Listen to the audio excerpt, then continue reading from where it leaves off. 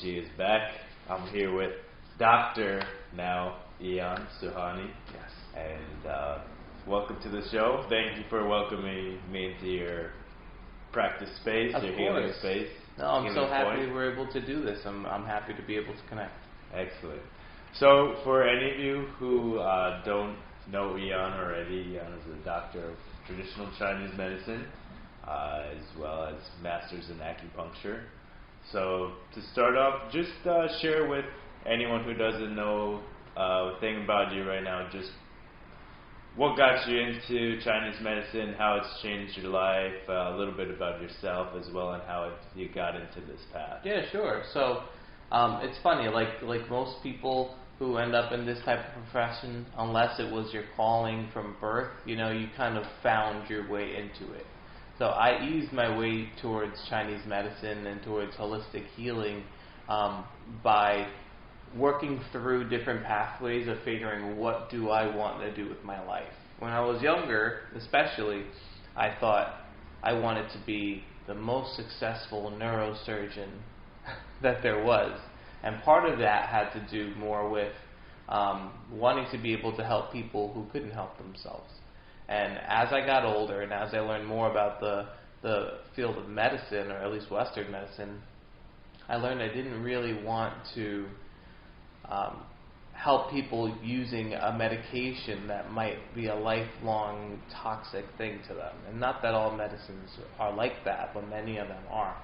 And so as I got closer towards the end of my bachelor's, and I was at Stony Brook, and I realized that I was moving into my next phase, I looked towards a more naturopathic type of schooling in Bridgeport College of Naturopathy in Connecticut. And that school happened to just be closing and not accepting new applicants. And I said, well, what does God have planned for me here?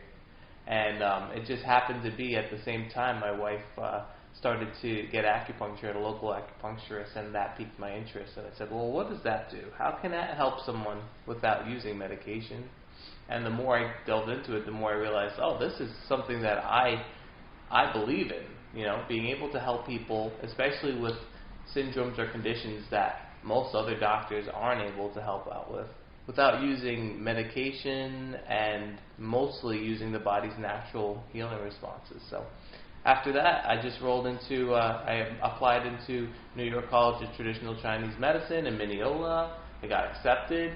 I ran with it. Right after that, I continued on and did my doctorate at Pacific College of Oriental Medicine. Now it's Pacific College of Health Science in Manhattan. And the rest has been history. So it's been great. And I do know for a fact Pacific College has a very good reputation in terms of offering a holistic and universal multicultural practice. Something that I wanted to hear your perspective on, as it's really influenced my life and my health and in all aspects, holistically, emotional, mental, physical. What is your take on the Chinese elemental theory and how it relates to your organs, and how you can utilize the transformation and maybe, right word, alchemy of your emotions to create a more healthy environment in your body? Yeah, absolutely. One of my favorite ways to view the five element theory is, first of all, we section each of the elements into a specific organ that's involved with it. We call them the meridians. And so we have meridians that mimic our organs. We have our liver channel, our heart channel, our spleen channel, and each one of these organs get tied to a element that basically gives the characteristics for how that organ will interact within your body. But as a gist of this generating cycle of five element theory, where one element feeds into the health and longevity of the next element, it shows the principles of our bodies being totally connected in the ways that even when we don't think one organ might be physically connected to another, we know that through connective tissue and our nerve endings, all of our organs are connected. So five-element acupuncture is one of the best ways that I've been able to try to pinpoint specific conditions and learning how to work and dealing with treating specific patients' conditions. When we have conditions of the heart, and we know that the heart is a fire element, and then the way that I view this is like I break our body down into similar to being like a house where we have 3 levels in the house, and in the upper level in our attic we have our heart and our lungs. Just like in the attic of a home, things get really warm and hot there and are affected easily. So when we get issues of heat and when we get issues of dryness, the organs in the attic, the heart and the lungs, we know are going to be the first ones that are affected, and they're going to cause issues that come up with like anxiety or dryness. So that's just one way that an element coupled with a metaphor of use, like that house analogy, can ultimately help me understand and explain to patients how I could help them better. With that being said, I found that when you start to utilize the Chinese elemental theory, you can start to gain medicine in more shamanic way or more traditional way, whereas, in some of my friends who are of Native American background, they would share with me that, you can get lake medicine, you could get like animal medicine, and not talking about eating animals, but right. Like an eagle could fly by and that's giving you medicine. Absolutely. And so after experiencing a little bit of schooling in Chinese medicine, shiatsu, and more acupressure in my background, I found that I would go places like the mountains, and then I would feel this transformation in my earth element channels, like stomach channel. Felt my body felt a lot more solid, right. And I felt that medicine from the mountain, and same thing with that stillness of the lake. So with that being said, I wanted to tie that into, in regards to relating to your environment, what would you suggest the average person, based on where their environment is, how can someone utilize their environment as medicine according to from your Chinese medicine school? Sure. So there's 2 ways that I like this. I like to approach that topic. Well, the first way is actually using a person's environment as a way to treat the person. So, for example, I live on Long Island. There are many pizza shops here on Long Island. We're obviously affected by the general climate of the environment here. Like right now, it's the winter time. Except for those people who work in pizzerias, who work alongside an oven, 500-degree oven all day long, when they come into my practice and I hear that that's the type of business or job that they do on a daily basis, my brain immediately says, okay, this person works at a pizzeria. He works right next to a hot oven all day long. This is almost as though he lives in a desert. He spends the majority of his time underneath what is like a hot sun all day long. And now if this person comes to me complaining about syndromes that are particularly dry, they're always thirsty, they have a dry, scratchy throat, they have trouble going to the bathroom, and they're constipated. To me, all of these are signs of dryness, where their body is not generating or having enough body fluid to be able to nourish the body. And that tells me, okay, there's no way that their body's going to be able to do that, so long as they are not doing any type of treatment and they continue to work alongside their 500-degree oven every day. So one way that somebody can use their environment to help themselves is take an objective view of your actual life, of where you live and spend the most of your time on a day-to-day basis, and take a couple of key points down. What's the general temperature like? Do you get a fair amount of sunlight? Or are you able to get access to outdoors? That's a big part of our grounding ourselves, is being able to connect to nature.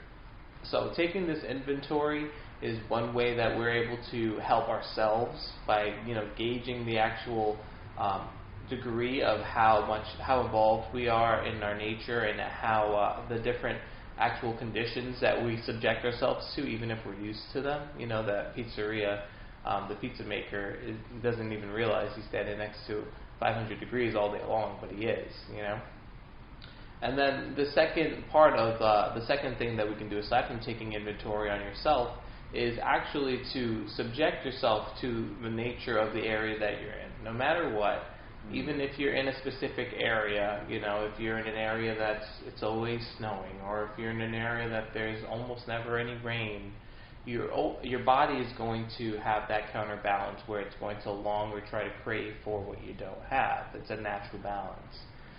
But one of the main things that I recommend to my patients, especially going throughout our treatments, are to make sure that they are taking a long time to be in nature, to engulf themselves in nature. You know, one of my main advice is to take a long walk in nature for most patients. You know, one of the funniest ways to explain this is within the 5 elements, each of the elements have a color associated with them, a time of day, a flavor, a temperature. And in the wood element, the color that strengthens it or tonifies it is green. Now, one of the easiest ways to soothe the liver and the gallbladder chi, which are wood elements, is to take long walks in nature and actually look at greenery, look at trees, look at the grass. And there was actually, I saw another podcast at some point, and some acupuncturists talking about how the translation of how the liver opens up, aside from its function of filtering and storing blood, it has a function of the health of the eye. And as we look through our eyes at something green, we're strengthening the function of the liver, just from looking at the thing, looking at the trees, looking at the grass. So those 2 ways: by one, taking inventory on your life to see how things are maybe imbalanced in a way that you don't realize you might be used to, and then 2, to subject yourself to being in nature, because we may not realize the many ways that being outside and trying to ground ourselves, or just trying to connect ourselves with nature, actually impact our lives, and it does way more than we realize. So for somebody who, this is going to be a challenging question, Sure. So that was excellent information, by the way. I think that's going to help a lot of people, and I think people are going to really take that in, and that was very digestible information. Great. My next question is going to be, for somebody, say, who lives in the city, and not, say, a city that's, you know, right on the beach or right in the mountains, like Salt Lake City is kind of city, but not really, because you can kind of go to the mountains. Right. You got cities in Hawaii that you can just go to the beach right away. I'm talking about real city, Beijing, New York City. We're both from New York. What would you suggest, as a master of Chinese medicine and of the Eastern healing arts, for somebody like that who really doesn't have access to, say, taking a walk in the park or going to the mountain? What would you suggest for people who are really living an urban life? So it's going to be a difficult thing for you to discharge your body. You know, grounding is one of the best ways that we're able to pull ourselves back to rooting within nature. Luckily, we even have some type of small forms of technology that can help with that. You know, I in my office, I even have this grounding mat. I think it was from this company, Sharper Image. You know, you plug in just a grounding socket into the grounding socket of your outlet in your wall, and you stand on it with your feet barefoot, and that connects you to the ground. And we all know that the electricity in the walls have a ground that connects outside. That's just one way. If you're absolutely stuck in a concrete box and you're not going to be able to get your feet down onto some dirt or some sand or even water, that's one way that we're able to do that. But in addition to that, using some of those keys, like, yes, maybe you're not around an area that has many trees or has many parks, but within your home space, you can try to cultivate an environment that allows some of that healing, and I'll bring some of the nature into your home. You know, in my office, even here, I have plants all over the place. The point of that is I wanted to try to make as indoor, as natureful as I possibly could. These things are alive. You know, whether or not we can communicate with them doesn't mean they don't communicate with us. They have small antennas on them that allow them to electromagnetically conduct. There's now research that shows that plants are able to sense the electromagnetic field of the person that waters them from within 2 kilometers away. Wow. Once a person becomes within that electromagnetic field, the plants perk up because they know this is the person that gives me life. And so by creating an environment in your home where you're bringing in plants, when you're creating, to me, even adding in pets into your home, that's another way that you're able to do this. You bring nature into your home in a way that even you might not have it if you live in an urban lifestyle. One of my favorite ways to ground when I'm at home, and I'm lucky that I have a yard where I can go put my feet on the dirt, is touching my dog. My dog goes outside and grounds all day long. Rolls in dirt. Comes inside, is completely grounded. And I go to touch my dog, and I feel the static charge leave my body when I touch my animal. And that's one way that we're able to do that. Now, I know this can be a little different if you have cats. They don't get grounded so much, so maybe you have to ground. They're in space. That's right. They're not in the ground. You have to ground for your cats. Yeah. But to bring as much nature and life into your home, especially if you live in an area or an environment that is not full of nature, is probably one of the best things that a person can do. In regards to, as I refill my tea here, in regards to plants and plant medicine, I'm doing this the wrong way. Yeah, just pull it. I gotta start. There we go. Thank you, sir. I'll refill too. That's why we call it tea and cheek. That's right. You gotta stay hydrated. Absolutely. So, in regards to what you were saying about plants as medicine, plants as living beings, tell us a little bit about the plant medicine that we have in our tea right now. Sure. So this is an herbal formula in the form of what we call a patent herb. These are whole herbs that are ground and crushed into the shape of a pill-shaped form, so it's easy to take down. But in the way that you and I are taking them, we took this simple dose of, these are 5 little tablets, and we put them in with our hot water. They dissolve and become a tea. This herbal formula is called Bu Nao Yan Shen Pian. The English name for it is called Brain New. The point and the use of this is to strengthen the function of the kidneys, our Jing, our actual essence of life that's formed within our kidneys. It helps with the function of metabolizing and creating qi in blood in our body, which qi is really the active part of blood, like the oxygenated part of blood. And also it helps with the function of the heart channel to be able to use and metabolize blood in a way so that we are able to translate that into a relief of specific symptoms. So this formula specifically I used while I was going through my Chinese medicine school. It helped me to clear my mind, helped me to be able to clear some of this, what I call self-diagnosed ADHD, and be able to become more focused, almost in a way that was an herbal pathway, as opposed to many of my other classmates who were literally taking medications on a daily just to try to get through their day.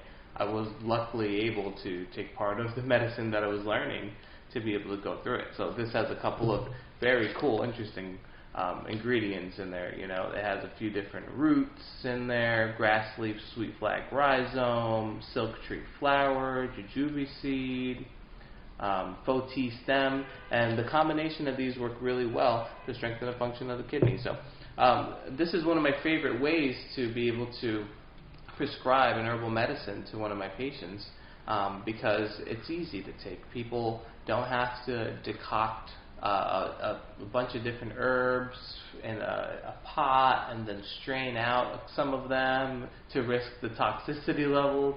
This is pretty easy.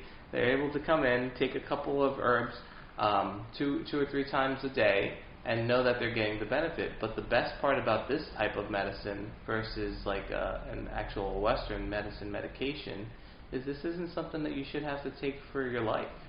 You know, you're training your body and healing your body to be able to do something by itself. And once it's able to do that, you don't have to take the medicine anymore. That hits on a common thread that I find with my friends. I'm very lucky that my friends who are doctors are, you know, on the path of truly healing people. Absolutely. Because as you know, wearing the white coat, you could sell out and make millions on billions and hurt people. Absolutely. You have people's lives in your hands, basically. It seems like an exaggeration, but it's not, because you're directing people's lives, basically. It's like doctor in the root origin of the word is teacher. So it's Absolutely. like you're responsible for guiding these people. So I humbly thank you for guiding people towards, you know, things that work and things that help them and things that they don't have to be reliant on. Sure. And Thank if you. somebody buys some herbal medicine from you, you know, they're not paying $3,000 and having to re-up and all these Right. things, and they're not having this side effect or that side effect. And also what I found with herbal medicine, and one of my friends, Jack, who was on a previous episode, he works a lot as a herbalist, and my friend Sadie also. What I find with herbalism, and I'm sure you can harp on this as well, is it's fun. And it's really like, I feel like a wizard out there in the woods. Absolutely. I'll be like, I had a friend say one time on a hike, they're like, you could really like survive out here if you wanted to. I'm like, yeah, I could eat that plant, I could eat that plant. That pine needle is going to clear out if I get a cold from being outside for too long. So that's, when you're talking about ways in which you can connect with nature in a way that's healing, for me, that's, you know, something like mullein is quite common in a sandy environment, and it's so good for your lungs and clearing out the lymph nodes. And it's just, for me, it's fun. I don't know if anyone else gets joy in this, but for me, and for a lot of my friends, when you can identify and use your practical knowledge to help yourself or help others with these natural gifts, it's like an enjoyable experience. And that's the thing I wanted to ask you next about is, how has Chinese medicine and the approach of the 5-element theory and utilizing the 5 elements of nature as a map for your life improved your personal life?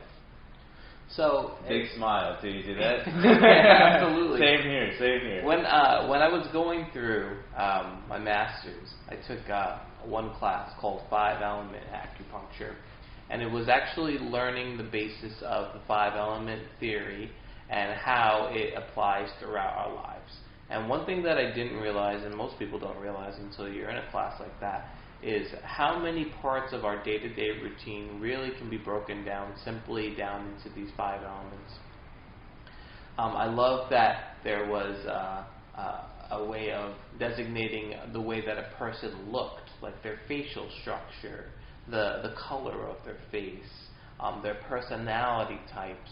All of these broke down, specifically down into one of the 5 elements, or really 2, could be 3 of the 5 elements. You have a main one, a secondary that's maybe a minor, and a third that's kind of your offshoot. Like if the 2 don't encapsulate it, we have a third one that comes in there. But that is actually the same way that we use 5-element to treat a person. When we use the 5-element acupuncture chart, the 5-element chart, we have 3 organs. We have the mother, the son, and the grandmother. 3 that feed together, and usually that's 3 parts that make up every individual body. So in learning about using 5-element and 5-element theory, one of my favorite parts about that was being able to implement it on a day-to-day. Walking into a treatment room and meeting a person for the first time, before they even said a word to me, being able to use my detective five element skills to be able to pick out, okay, I'm noticing this about them. The gait is a little bit off. The facial structure looks like this. The face is a little bit red. The eyes look a little red. This person's probably running pretty warm and maybe he's probably agitated. And then when I speak to them and they go, I'm here for anxiety and stress, I go, bingo. And so the practical use of it is really one of my favorite things about five-element theory and about acupuncture in general.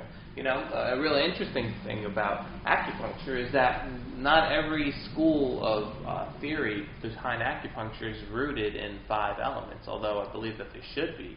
There are other schools that don't teach five-element acupuncture. They teach other types of schools of teaching. But in my learning of five element, I've learned and now I'm trained that it's almost one of the most complete.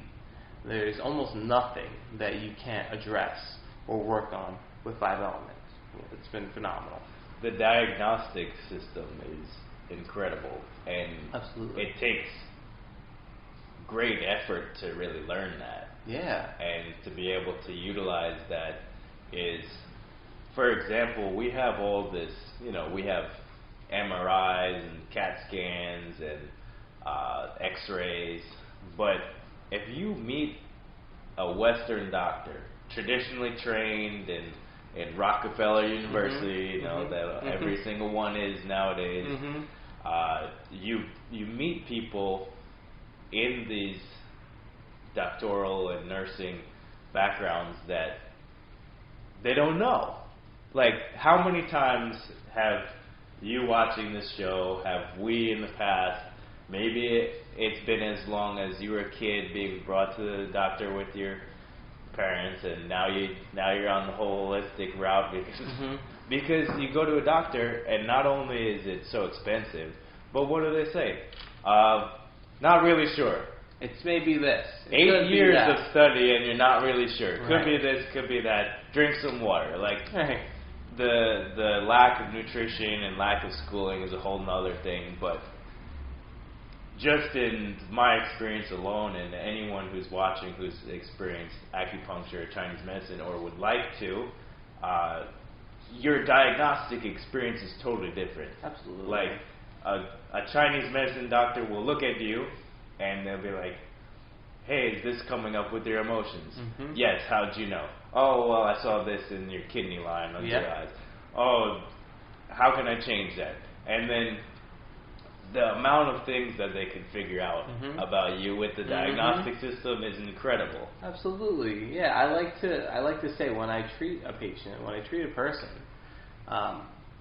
acupuncture is just one part of a triangle of my treatment. What I do here is a third of it. The advice that I give you and what you implement when you're outside of the office is another third. And then between those two, whatever we're not able to overcome, we like to supplement using the herbal formulas or using a specific supplement just to fill in the gaps for whatever we're not actually giving ourselves, which we should be if we were eating totally complete. We shouldn't need any supplementing. But we all know the quality of the foods that we have, and also a lot of the misinformation that people have about how to eat healthily and how to eat most complete don't always allow for people to take care of themselves without having to supplement. So that trifecta of what you do here, when you do when you're not here, plus supplementing, you almost refill your life in a way that's more holistic, in a way that allows you to be complete. But at the end of the day, using the skills of being able to diagnose someone as far as the moment you start to see them, we're trained that our diagnosis begins the moment you see somebody. You take the information that you see from their actual appearance. You listen to the way that they speak, even their voice being more quiet or more verbose is another significant part of it. The smell of the person, even too. The way that their pulses feel and the way that their tongue shows all reflect different ways that we're able to strip away the specific symptoms that we think might be wrong and might be plaguing you, and getting it down to a specific type of diagnosis that's specific to you. One of my most interesting ways of dealing with a patient, and once we get closer to it, figuring out what specific pattern diagnosis they have, is that we can figure the exact same condition for you and for another person, and the two of you will have completely different treatments. Because just because you're showing the same symptoms doesn't mean that you both got there the same way. No way, definitely. You could be operating in a complete excess base where your body's always running over the top, and you depleted yourself to get to this point. And another person might be running always in a deficiency where they were just forced to ramp things up and get them up to this point, and now you're both experiencing the same symptoms, but your treatments are going to be completely different. So being able to apply the communication and the investigative nature of 5-element and of acupuncture is just, it's magical. How would you say energy ties into all of that? Because I've witnessed doctors that are, over 100 years old in China that are, practicing strictly through energy and through qi. How would you say energy plays into both as a person, say myself or anyone watching, daily person, how their energy influences their health, and how you as a practitioner can help guide that energy into a more healthful pattern? Well, I'm glad you asked that question, because one thing that I think people let go, and that makes us a little more confused about energy, is the esoteric nature of it. I think one of the first things that we're able to learn about acupuncture and about energy is that there are different types of energy. Energy, or qi, is one of a few different types. We've got our gu qi, our food qi. That's the energy that our bodies absorb through the foods that we eat, the vitamins and the minerals. We've got the air qi, that we take a breath of air in and we feel our body become energized. We've got the essence that we receive from our parents. And so once we learn a little bit more about the types of energies that we absorb from our environments and how we can manipulate them in ways that are healthy, eating healthy so you get more food qi, taking some times of deep breathing so you have more air qi. These combinations of ways are ways that we can start to manipulate our energy in a positive way, instead of just looking at energy as this I'm tired or I'm feeling great type of thing, because it's much more in depth than that. That's a beautiful way of describing that, because you have so many people that are caught in this loop, and it's reinforced through societal ego and all these things that they have, say, something go on with their emotions or their mind or their energy levels. And I've heard people say things, and I'm sure you've heard them say things, I have low energy. And it's like a period. Like they the end of statement, they don't think there's any way out, or I have depression. And it's like they're holding on to it. And then when you start to integrate different energies, the thing that came up for me when you were talking about all of that information is, there's a lot of talk about biohacking, but then there's energy hacking. Sure. And I just have this moment coming up that I've had so many of these moments in my life where I just sit out on a beautiful, calm wind, sunny day, somewhere out in nature, and I just breathe in the light and hold it. And it's more blissful than any coffee, drug, all the good things in life that I could go into. As you integrate a little bit of energy hacking or energy manipulation. Absolutely. And manipulation has a negative connotation, but that's how humans have evolved. We manipulate our environment. We manipulate the plants to make it into a beautiful garden. We manipulate our energy to make ourselves healthy, we sometimes we manipulate the environment to create a polluted city. And, but if we're aware of that ability to manipulate energy and change energy densities, then, like you're saying, the esoteric nature comes in, where it's more understandable how somebody like Einstein is always talking about imagination. Right. Tesla's always meditating, because they were geniuses that realized all of this field of energy can be influenced. Absolutely. And if I change my energy and what energy I'm relating to, and get out of my ego and into this universal, more Jedi field of consciousness, then I could start to make steps in my life to create more feng shui, more wind over water, more sort of harmony in our environment. Absolutely. Yeah, and you know what, the more that we learn that we are just a part of this plan here, that there are so many things that we don't see, that we interact with on a day-to-day basis, the better off we'll be. You know, we're all happy to use things like our cell phones and Wi-Fi. We forget sometimes that this is simply some type of energetic field that we're manipulating, that we happen to be converting it into something that we can translate and understand, Wi-Fi, internet, etc. But the same thing is happening every day. That's how the plants are able to communicate with our energy. That's how we are able to ground and bring ourselves back together as we walk on our grass and into the dirt. So, back into the dirt someday. Exactly. You hear that? Oh, remember that. Oh, yeah, Everyone's going back to the dirt it's someday. True. You know, ask from where we came, right? Ask is what we'll become. Thank you so much for joining, Eon.